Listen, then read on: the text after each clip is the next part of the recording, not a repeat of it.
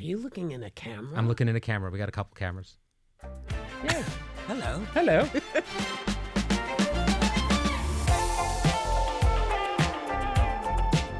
We are here with the woman of the hour. Finally, people have demanded it. Whoopi Goldberg's Behind is on the Behind the Table podcast. It is my ass in the seat today. Thank you for coming. It's very pleasure. exciting. You're my only EGOT, I have to say, so this is a big deal for me. I want to talk about today's birthday. How do you feel about a birthday these days? Do you enjoy it? I still believe that birthdays are important. You know, I realized the other day that I'm older than my big brother. You know, and that's the beauty of a birthday. I just feel like if you get to a place where you can have some sort of celebration, because so many people don't get to those ages. They don't get to the ages. Right. So I'm grateful for it.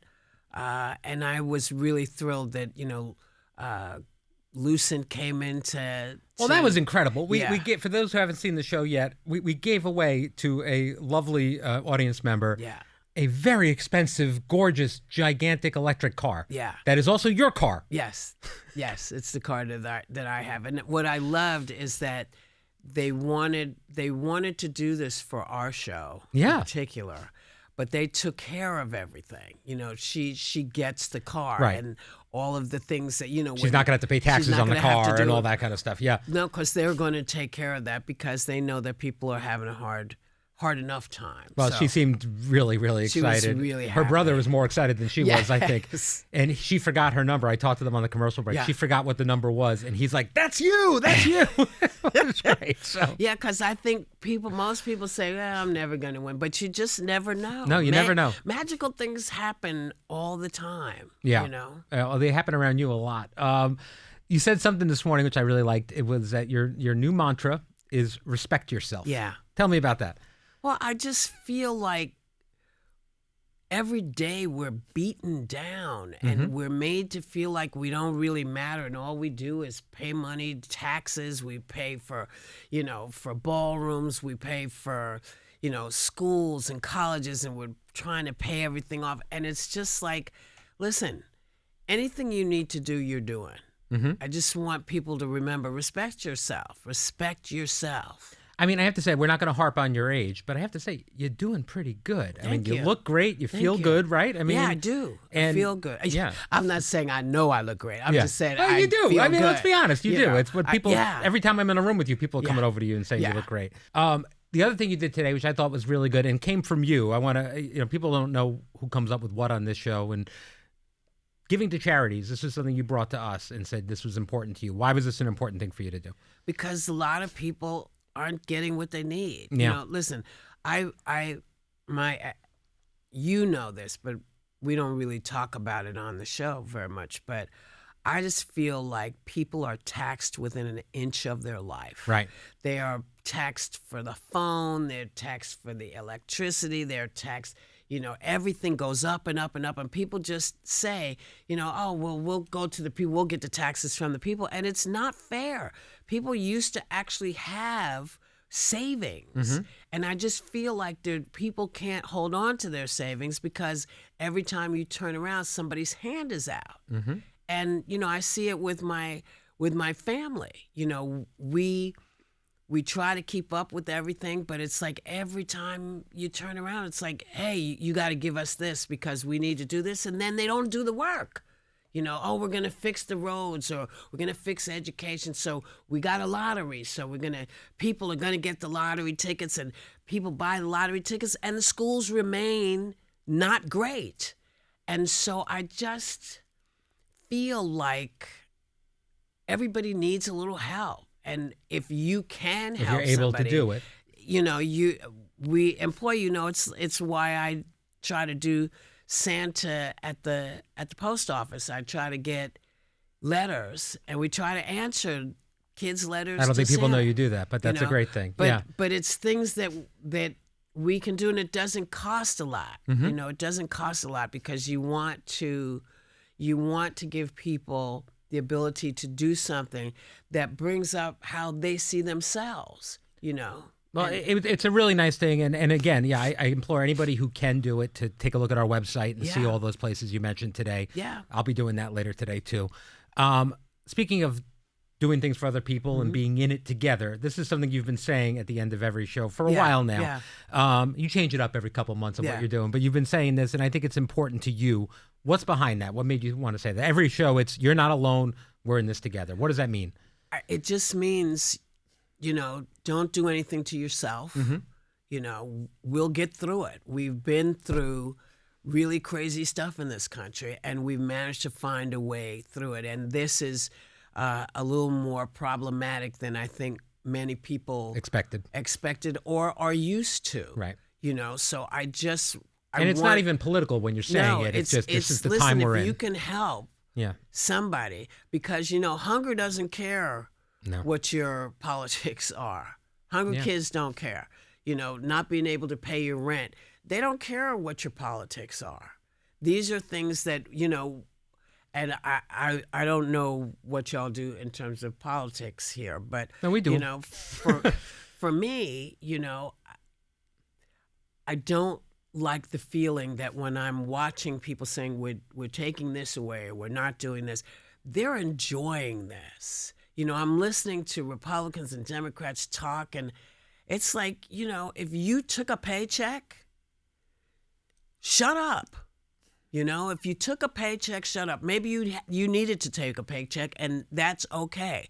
But if you took a paycheck during all of this, you really don't get to talk about people. And, when that man says to people, you didn't come to work because you went and found another job. Well, when you talk about the air traffic controllers, I'm talking about, sort of thing, I'm talking about all the folks who stayed in place until they couldn't anymore. Right. And the lack of empathy is hard for me. It's very difficult for me, and it's hard because I'm very loose with the words.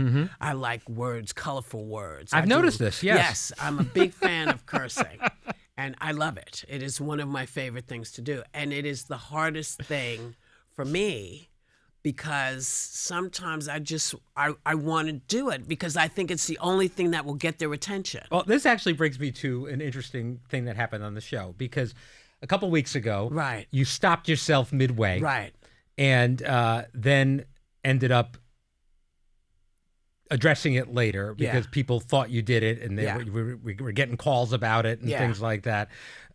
You've got very good impulse control, I have to say. You'll lose it once a year, but for the most part, you can bring yourself right to the brink and stop yourself, which is what you did there.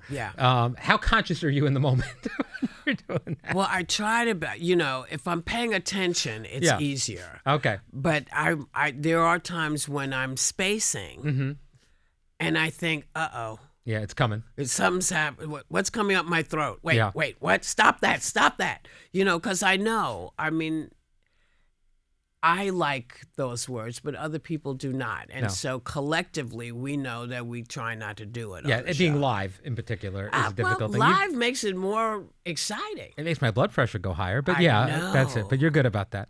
Making your blood pressure go higher? Yeah, I'm good about making your a little bit. Sometimes I mess with you. Sometimes. Occasionally, but it all comes from love, I know. Yeah.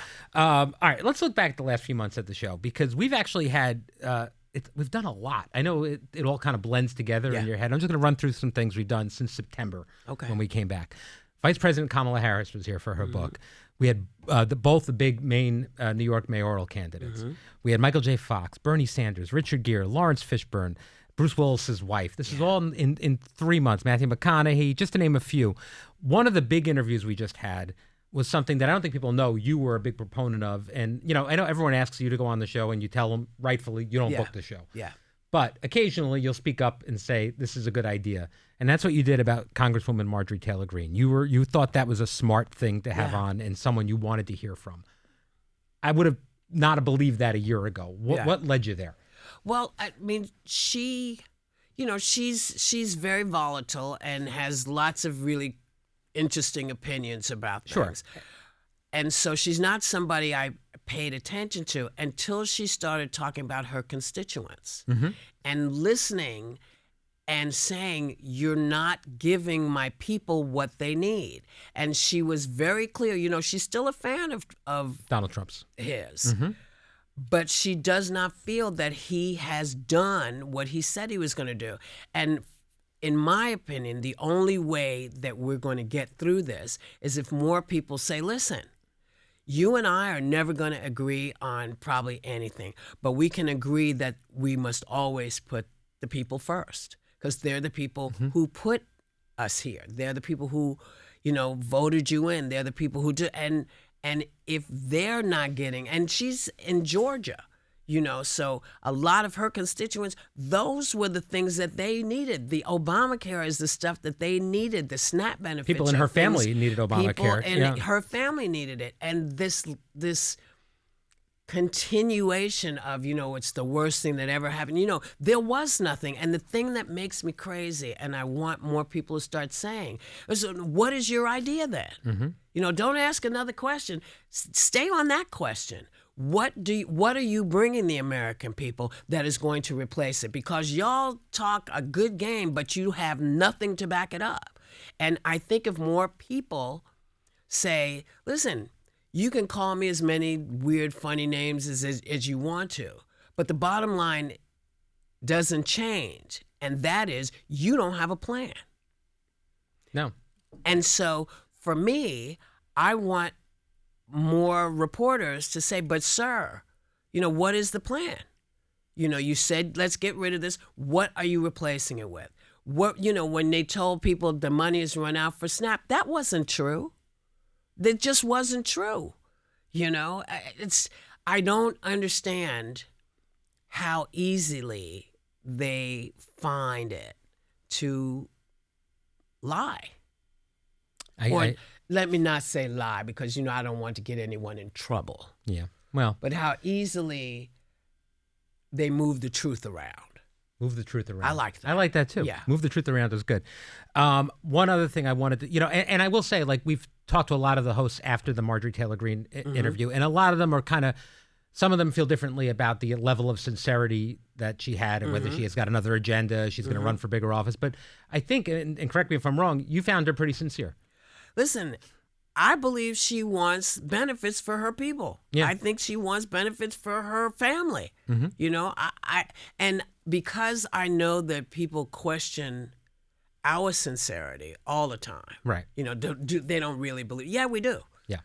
And sometimes we evolve. Oh, the idea that you guys are working for some sort of agenda, or that people are writing things for you, or it's unbelievable. No. I mean, what show are they watching?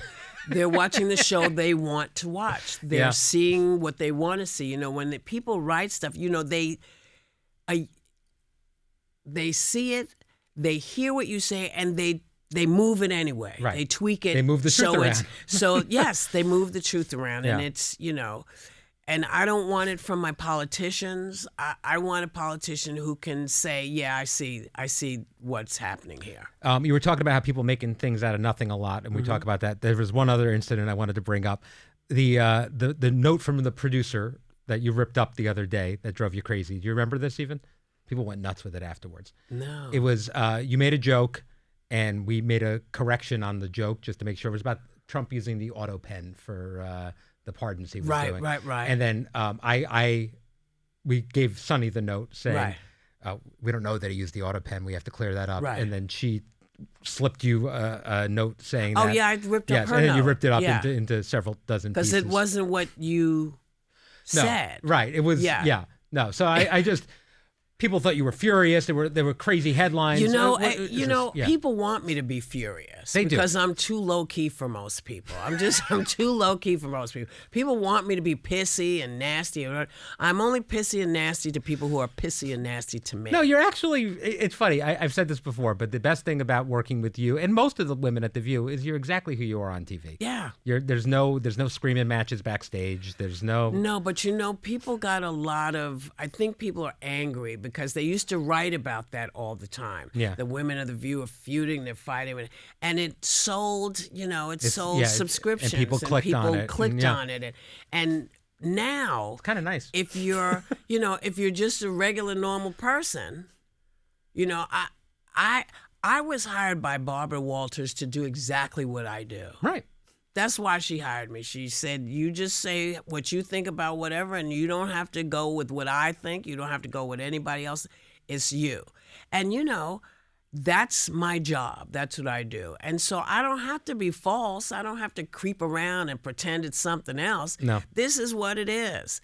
You don't like what I say, that's okay. Tune in again tomorrow. I might change your mind, or you might hear something different on another subject. People want you to be exactly the way they imagine you to be, and I'm not that. And that's hard for you, especially because so many people know you from your roles, I have to think, too. They want you to be, Mary Clarence. Yeah. They want you to be Oda Mae. Oda Mae, Celie, they want me to be everybody but me. And then when I say, okay, well, here I am, they go, we don't like that either. I'm curious about this, because is there one thing more people come up to you about still after all the movies and all the roles? Is there one that, like, the person on the street, is it mostly Sister Act? Is it mostly Ghost? Is it mostly Color Purple? It depends on where I am in the world, really. Yeah.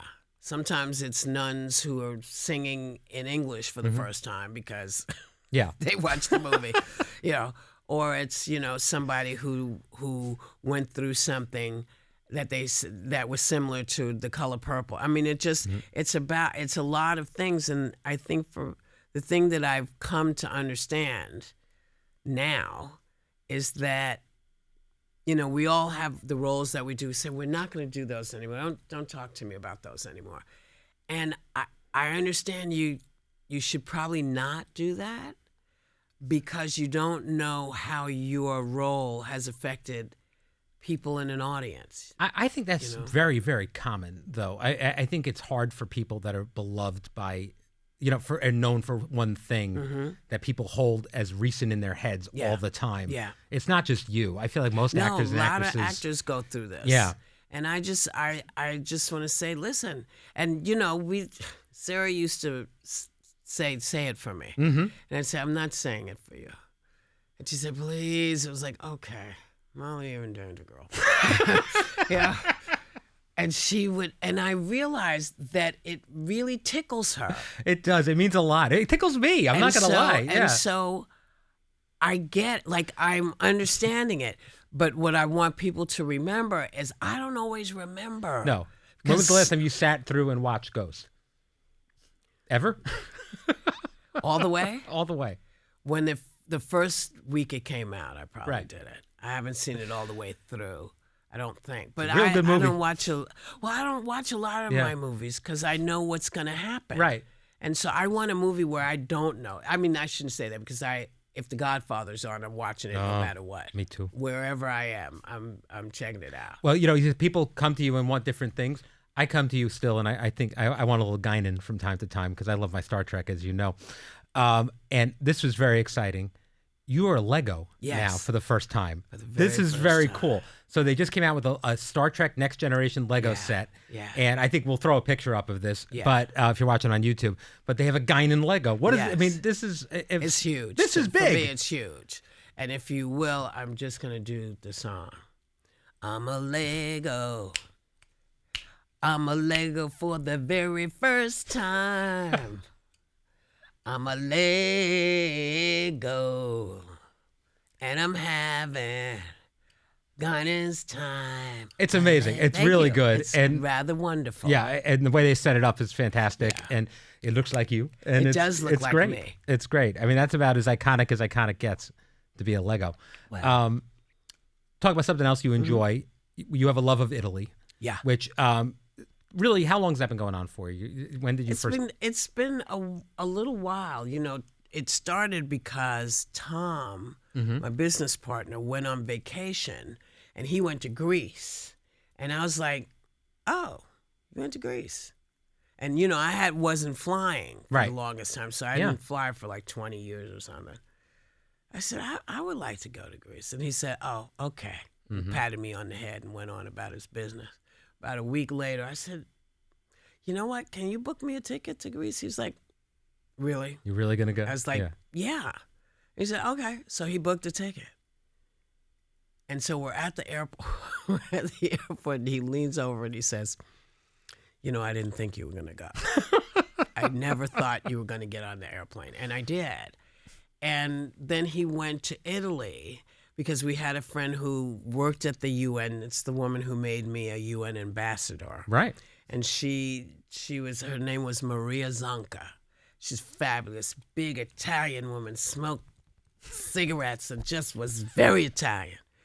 And she invited Tom to come to Sicily where she was. And so he went, and it grabbed him. It grabbed him.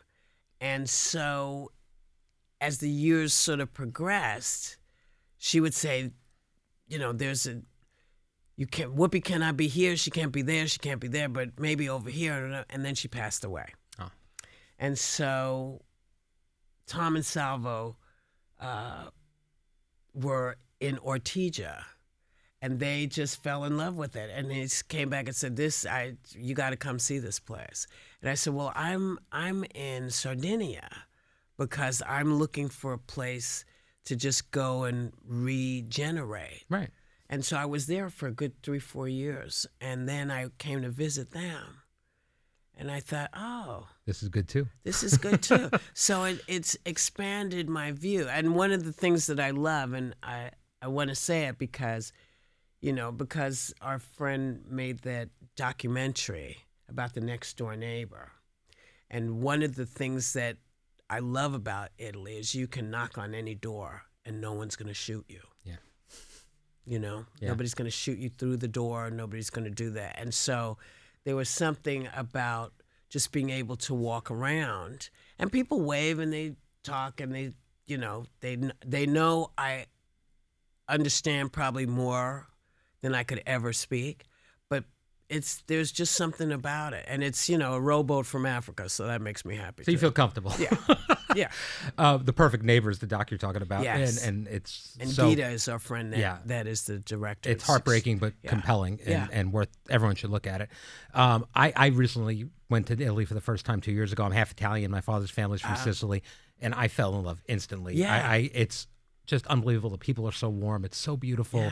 And the food. Oh, my God. Yeah. But speaking of all this, you're not going to be on The View next week. Right. Because you're about to star in an Italian soap opera. Well, I'm not starring in it. You're a big star in an Italian soap opera. I'm in the Italian soap opera. Yeah. Because Tom and our friend Iago had this crazy idea. Mm-hmm. Because I was looking for things to do. Mm-hmm. And they suggested this. And I was like, yeah, okay, if you can make it work. And they did. But it's great because you love acting, and it's nice for you to get a break from here occasionally. We will miss you desperately. But you'll be back, which is the important thing to mention. I'm willing. You're going to be on the longest running soap opera in Italy. Yeah. Are you excited about this? Are you nervous about this? How do you feel? Well, I'm all of those things. I only know soap operas here. So and you like soap know. operas. I love a soap opera. I love it. And I don't know how they work there. I don't know if they do 4 lines from here or 3 lines from there. I don't know how you're gonna figure works, it all out. But it'll be new. And I wish I could take y'all with me. I might be able to shoot something on my send it my way. We'll share it. And certainly when you come back we'll talk about it too. Yeah. But it's very cool. Yeah. And I'm excited for you. Me too. It's time. It's time. It's time for me to do some things in addition to this. Yeah. I've been here. Is it 19 years? So next year is the 30th anniversary of The View and 20 years for Whoopi Goldberg. Yeah. That's unbelievable. Yeah. Wow. I've been here 10. I can't imagine 20. Yeah. Yeah. Me either. Yeah. This is the longest running job I've ever had. I've never had a job like this before. Did you ever think you'd be here for 20 years? No. When you started, how long did you think you'd be here? Well, I thought I'd be here for a couple of years, and then I got into trouble day one. Sure. And it was like, oh. Mm-hmm. So and Barbara said, no, you're fine. You're doing exactly what we asked you to do. That was your opinion, and you're entitled to it. Yes. You're entitled to say what you think. Mm-hmm. And everybody's not going to like it. It's like my mom. Everybody's not going to get what you think. They're not going to understand, and they're not going to understand you. But as long as you do what you're supposed to do, you're fine. Well, it's funny. A lot of people won't, but a lot of people will, too. I mean, that's the thing with anybody's opinion on this show. And usually if you have an opinion, someone at the table's got the same one. It might not be the same person every day that has it, but somebody has it. All right, before we go, because we're running out of time, I know, but I always find it interesting what you're watching and what you're entertaining yourself with, because if you like something, you and I generally are kind of similar in that stuff. You were talking about Frankenstein the other day on Netflix. So terrific.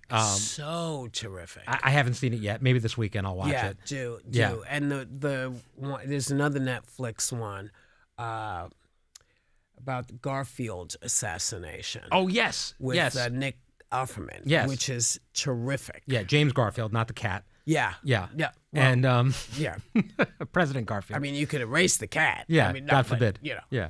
But President Garfield, it's an extraordinary story. Yeah, it's called Death by Lightning. Yes. And it's supposed to be fantastic. It is. Yeah. It really, really is. That's good. You know. And I sent you Creature Commandos. You got to watch that. Check that out. I'm looking forward to. I'm going to watch it on the plane. I know you like a good cartoon too. Oh, I do. So that's good. Do.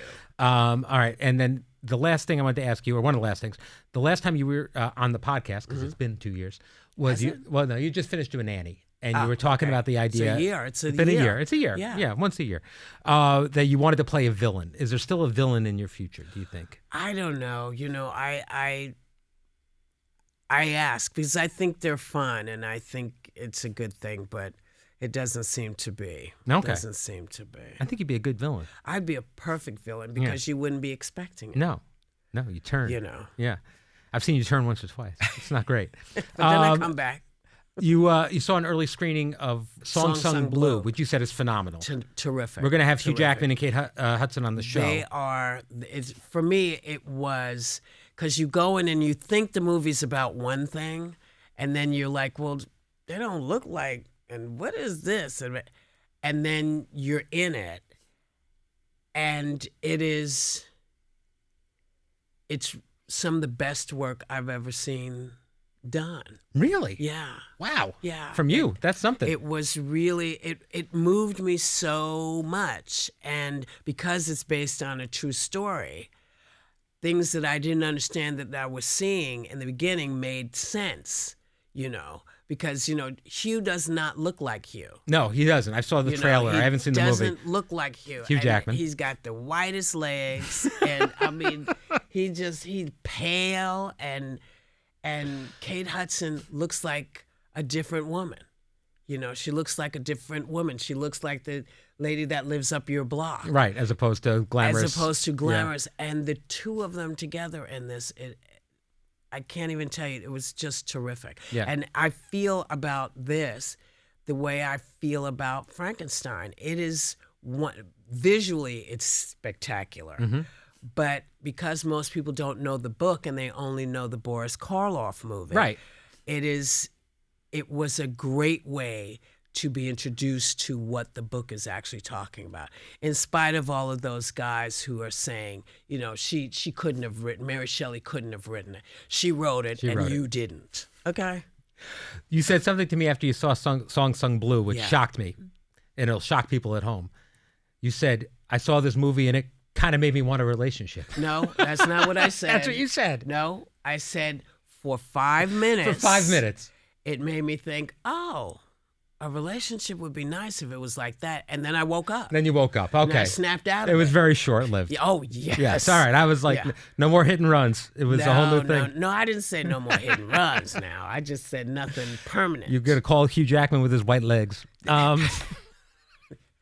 I will say they were pasty. Pasty. They were pasty. Well, you know, some guys have pasty legs. It's okay. I think he needed to be pasty. I mean, that's the thing about the movie. He needed to look the way he looks. And it works. And it's terrific. All right. It's just I can't wait to see it. I'm gonna take my wife and go for a date night. That'll be excellent. Good. All right, last question. You've done so much. Literally, you're a Lego now. What's left on the bucket list? What do you want to do? I know this is the craziest thing ever, and it will never happen while this is going on. But I still want to represent our country in another country.